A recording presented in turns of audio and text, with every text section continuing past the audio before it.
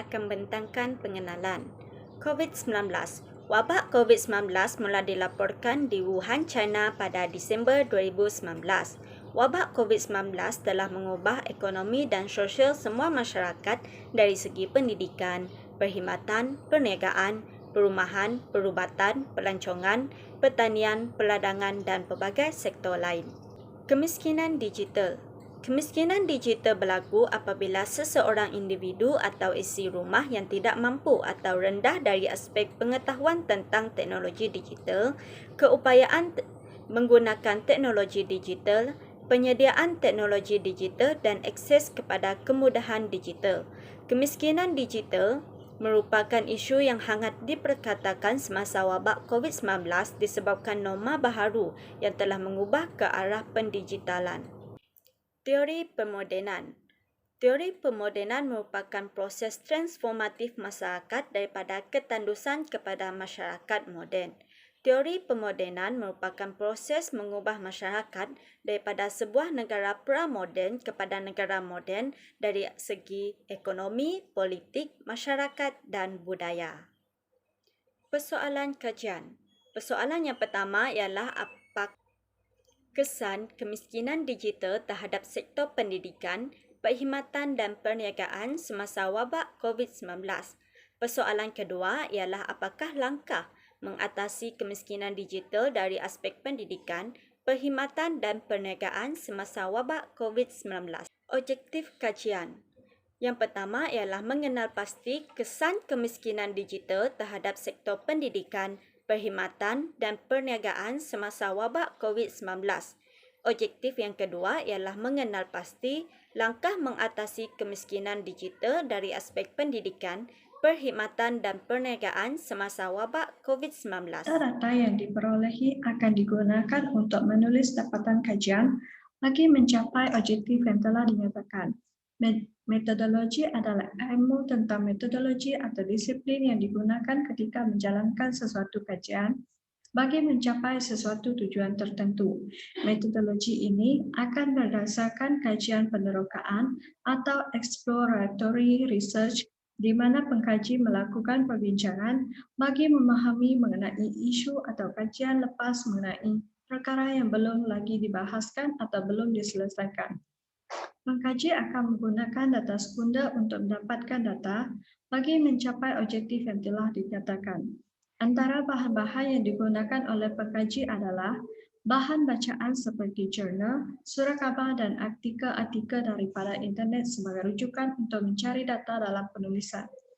Sumber data sekunder ini juga telah diperolehi daripada kajian lepas seperti jurnal atau artikel bagi mengetahui lebih lanjut mengenai kemiskinan digital.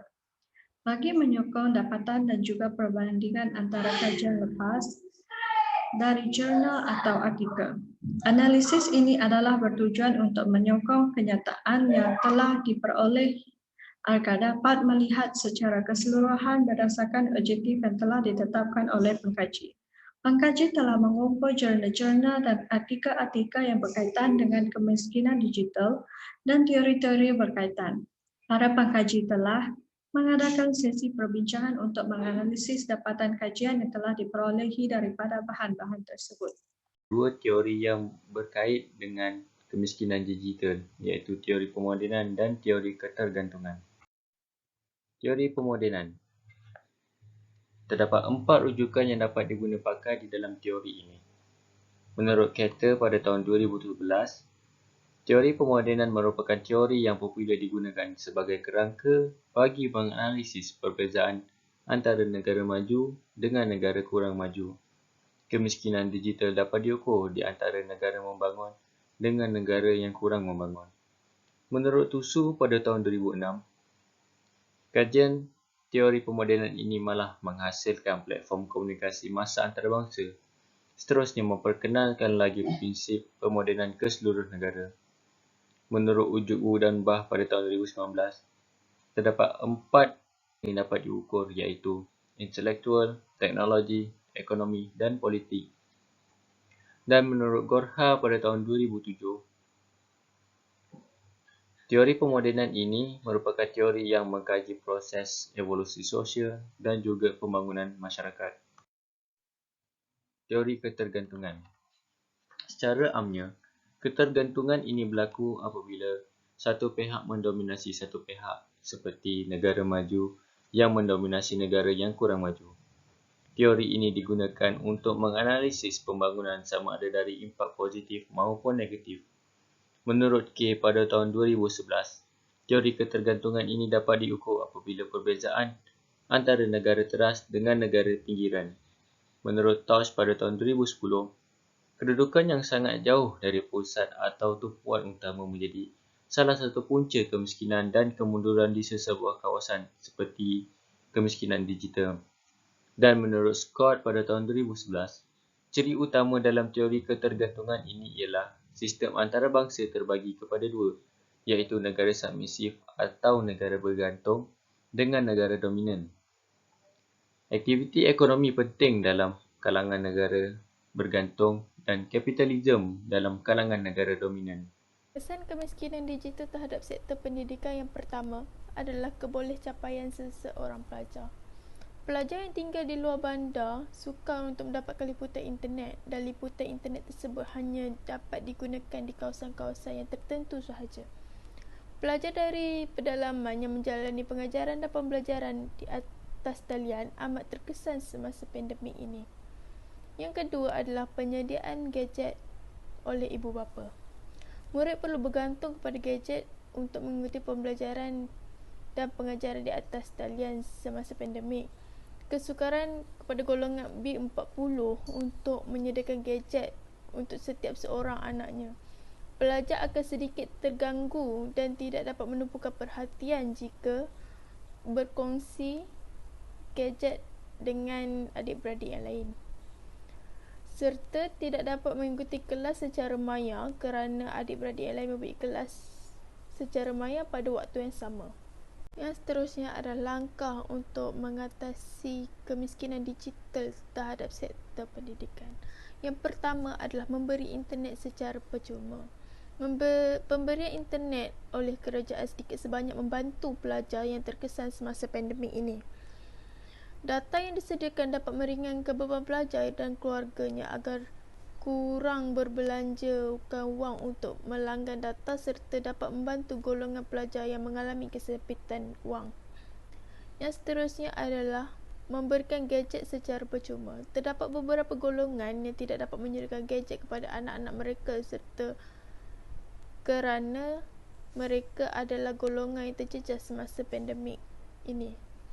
Ramai penduduk yang mengalami kehilangan pekerjaan kerana terdapat segelintir syarikat tidak mampu untuk membayar gaji pekerja disebabkan perniagaan mengalami penurunan dalam pengeluaran hasil. Jadi ini akan memberi kesan kepada pelajar juga jika ibu bapa mereka dibuang kerja dan tidak dapat menanggung kos-kos seperti gadget, internet dan sebagainya. Kesan kemiskinan digital terhadap sektor perkhidmatan. Pertama adalah setengah masyarakat masih tidak dapat mahir dalam teknologi digital perkhidmatan. Okey, yang kedua adalah bergantung dengan sistem lama iaitu melakukan pendaftaran secara manual. Okey, Wan Ahmad Amir 2020 ada menyatakan bahawa senario pengetahuan terhad mengenai digital teknologi disebabkan tahap pengetahuan yang tertentu dan tidak semua golongan mahir.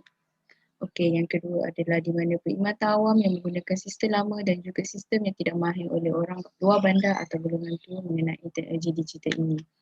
Okey, berita RTN 2021 ada menyatakan terdapat juga masalah perkhidmatan pengangkutan bagi kegunaan warga emas untuk membawa mereka ke tempat pusat vaksin di mana mereka tidak mahir menggunakan aplikasi digital iaitu penggunaan e-hailing. Okey. Jabatan Kemajuan Orang Asli Jaguar Pahang ada mengambil inisiatif untuk membantu masyarakat orang asli untuk mendaftar vaksin COVID-19 secara manual melalui pengisian borang dan bukan melalui pendaftaran secara talian iaitu daripada bernama 2021. Okey, yang ketiga adalah kemiskinan digital telah menyebabkan perkhidmatan ekonomi digital kurang di kawasan pinggir bandar dan luar bandar. Okey, yang pertama di mana majalah Ars 2001 ada menyatakan bahawa jurang digital atau kemiskinan digital ini telah menyebabkan pelaburan dalam akses teknologi digital ini kurang di kawasan yang tidak mendapat tumpuan dalam manfaat penggunaan ekonomi digital. Okey, yang kedua, di mana kurang pendedahan ini tidak dapat memberi peluang atau kurang mengembang ekonomi perniagaan secara digital terhadap golongan luar bandar, OKU atau orang tua untuk menggunakan perkhidmatan ekonomi digital dalam aplikasi seperti GrabFood atau Foodpanda atau GrabCar. Okey, dalam bahagian ini saya akan menerangkan tentang langkah atasi kemiskinan digital terhadap sektor perkhidmatan.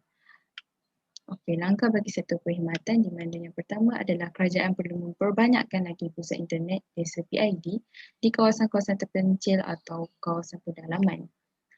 Di mana PID adalah terdapat pelbagai perkhidmat program yang dijalankan sebagai contoh program pusat perkhidmatan e-dagang setempat atau dikenali sebagai PEDAS yang dianjurkan oleh MDEC. Okey, yang ketiga di mana memperluaskan jaringan internet di kawasan luar bandar dan menyediakan perkhidmatan komuniti Wi-Fi di mana kelebihan perkhidmatan komuniti Wi-Fi ini akan membantu daripada orang luar bandar disebabkan jurang digital. Saya akan membentangkan kesan kemiskinan digital terhadap sektor perniagaan dan langkah bagi mengatasi kemiskinan digital dalam sektor perniagaan. Untuk kesan yang pertama ialah kemiskinan digital telah memberi kesan terhadap penduduk luar bandar yang menjalankan aktiviti perniagaan di mana mereka mengalami masalah liputan akses kepada internet. Hal ini kerana liputan akses internet yang terhad menyebabkan peniaga sukar untuk meneruskan perniagaan secara atas talian. Tambahan pula, ramai peniaga telah mula mengaplikasikan perniagaan secara atas talian bagi membolehkan berlakunya aliran barangan dan produk jualan. Oleh sebab itu, liputan akses internet yang baik adalah amat diperlukan bagi menjalankan aktiviti perniagaan secara atas talian. Untuk kesan yang kedua, wujudnya kesan dan masalah dalam golongan masyarakat dan peniaga yang tidak mahir, kurang berpengetahuan dan ketiadaan teknologi digital seperti telefon bimbit telah menyukarkan mereka untuk menjalankan perniagaan secara atas talian. Hal ini menyebabkan mereka mengalami masalah dalam menjana pendapatan dan menjana kehidupan semasa pandemik. Untuk yang ketiga, kemiskinan digital ini akan memberi kesan dalam pembayaran secara atas talian dan penggunaan wang digital. Menurut dari 2020, ini kerana semasa pandemik, urusan pembayaran secara atas talian semakin rancak digunakan bagi menjaga jarak fizikal. Perkara ini telah memberi impak kepada para peniaga yang tidak mengaplikasikan penggunaan pembayaran secara atas talian dalam perniagaan mereka. Untuk pesan yang terakhir, pembiayaan kos kemahiran pekerja serta teknologi yang tidak mencukupi dalam keperluan untuk mengembangkan perniagaan dan pemasaran, pengurusan perniagaan dan kemahiran teknikal IT dalam kalangan pekerja. Disebabkan oleh tahap digitalisasi semasa perang COVID yang rendah dalam kalangan pekerja, ia akan menyumbang pada produktiviti yang rendah, kecekapan yang rendah dan operasi perniagaan yang kurang memuaskan semasa PKP dilaksanakan. Untuk langkah, yang pertama, menurut Amos dan Rachel 2020, langkah yang boleh dilakukan adalah dengan memastikan infrastruktur digital yang berpatutan dan berkualiti tinggi disediakan untuk kegunaan para peniaga. Usaha ini dapat diperluas untuk mempercepat pengembangan infrastruktur dan perkhidmatan digital yang berpatutan dan berkualiti tinggi di seluruh negara di mana semua masyarakat mempunyai kemampuan dalam memiliki aset digital teknologi akan mampu bertahan dalam sektor perniagaan terutamanya semasa penularan pandemik COVID-19. Untuk langkah yang kedua ialah dengan meningkatkan kemahiran para pekerja terhadap penggunaan digital melalui latihan ataupun kursus yang disediakan oleh pihak syarikat masing-masing. Hal ini kerana dengan adanya latihan serta kursus yang mencukupi bagi semua pekerja dalam sektor perniagaan, ia akan membantu dalam menambahkan pengetahuan serta kemahiran dalam digitalisasi para pekerja dalam meneruskan kelangsungan perniagaan masing-masing. Untuk langkah yang ketiga ialah dengan menyediakan bantuan kewangan yang berada di bawah program jaringan Prihatin, di mana kerajaan menyediakan bantuan pembelian internet secara peranti telefon pintar. Program tersebut bukan sahaja memberi manfaat kepada para peniaga, malah juga kepada penduduk lain. Berdasarkan daripada kajian Masayu dan Fatimah 2020, kebanyakan para peniaga kini menggunakan perniagaan digital melalui pengaplikasian 3 medium utama digital, iaitu dalam aspek pemasaran, pengembangan perkhidmatan dan untuk tujuan komunikasi. Langkah yang terakhir ialah mengoptimalkan kelebihan teknologi digital dalam mempelbagaikan sumber pendapatan yang dapat membantu mereka selain daripada perniagaan.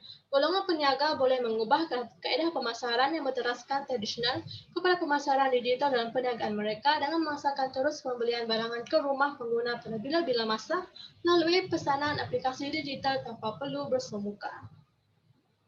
Kesimpulannya, kemiskinan digital merupakan suatu isu yang perlu dibendung dan diambil tindakan segera oleh pihak yang terutamanya pada era perdigitalan ini dalam memastikan kadar kemiskinan digital berkurang dan mampu mencapai kadar yang paling minimum. Penggunaan digital dalam pelbagai sektor seperti pendidikan, perkhidmatan dan perniagaan pastinya mempengaruhi corak ekonomi dan cara hidup masyarakat.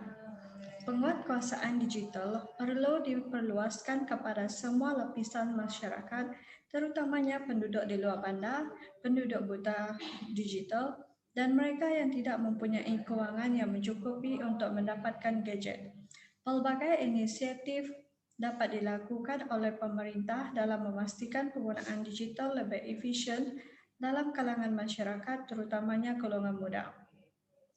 Kesan kemiskinan digital dari sektor pendidikan, perkhidmatan dan perniagaan pastinya dapat dilihat dan membingungkan semua negara, terutamanya dari segi ekonomi.